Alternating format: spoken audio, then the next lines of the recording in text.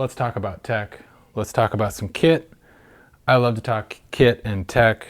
So let's talk about the Insta360 Sphere, the invisible drone 360 camera. I'm not going to talk about what this is because there's plenty of videos out there. You can figure it out for yourself. Basically, it's a 360 camera and it's meant to go on the DJI Air 2S. Now, this video is going to be focused on solving a problem that I've noticed with the Sphere, which is that when it's attached to your Air 2S and you land it, you land essentially on the lens, right? And pretty much every video on YouTube that talks about this product discusses the risk of scratching up that lens, which would be very expensive if you did that because, well, then you'd have terrible video after that.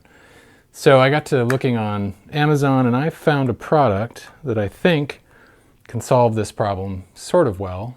And it has some challenges, but we'll discuss that and I'll show you some test video. This product, which I'll link to in the video, is little feet that attach to the Air 2S and they basically snap out and they give you just enough distance that when you attach your Insta360 camera like so, you can land it on a landing pad and just clear the space for the lens not to hit the ground. And now you'd still want to use a landing pad because there's not much space between the lens and the ground, so just for safety you should still use the landing pad. Now there are some tricks though, some issues even with these legs, right? So the legs give you distance off the ground, but there are some issues. When you're flying this in the air, you'll actually see a portion of your 360 video will have these feet in them as you're flying around, and it's pretty distracting, and there doesn't seem to be any way to edit it out in the software. So basically what you've got to do is you've got to get your drone up to about chest height, and then very carefully, as these blades are spinning around fiercely, you've got to very tenderly fold these legs in, and you don't have to snap them in place, you just have to get them kind of up enough that the 360 camera doesn't see them. And then rotate your drone so you've got your controller over here, and then you're reaching out and you're snapping that one, and then you're rotating it again and you're snapping that one in. It doesn't have to be all the way in, but needs to be in far enough. And do it again, and then you can get a nice 360 degree angle without any feet in the way. Now you're probably wondering, well, what happens when I need to land it? And of course, the whole point of these is that you want to be able to land without breaking your camera. So before you bring it back, you got to have it hover right around, eye level, chest level. And you're going to carefully reach out and bring these back down and rotate the drone. Flip that again, flip that down, and then have it land where you want it to land. Now, there are some issues, right? If you have to do an emergency landing, you're not going to have time to mess with those feet, right? It's going to land wherever it's going to land, and you're most likely going to destroy one of the lenses on your camera. I don't know what to say about that. This product does come with lens covers, but in my experience, the lens covers were pretty terrible and they affected the image quality, so I threw them away.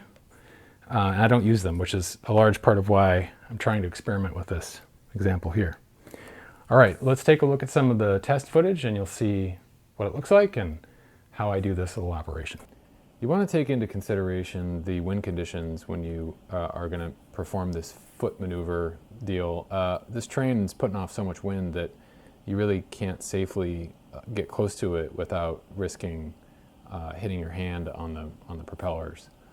And now, just a moment, I'll take here and talk about when your hand does hit those propellers.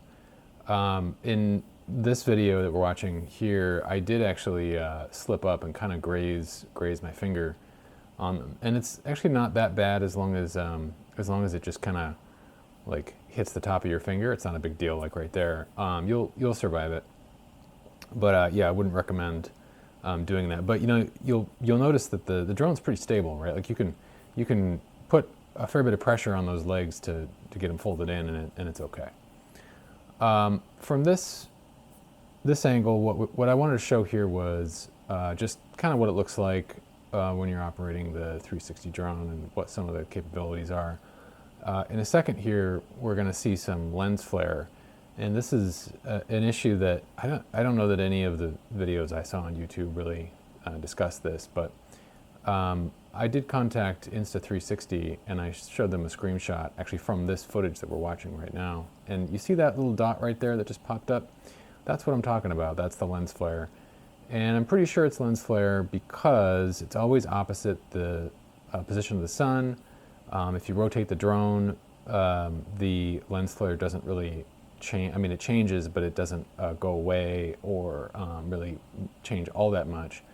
And then if you pass by a tree, for instance, the lens flare will go away.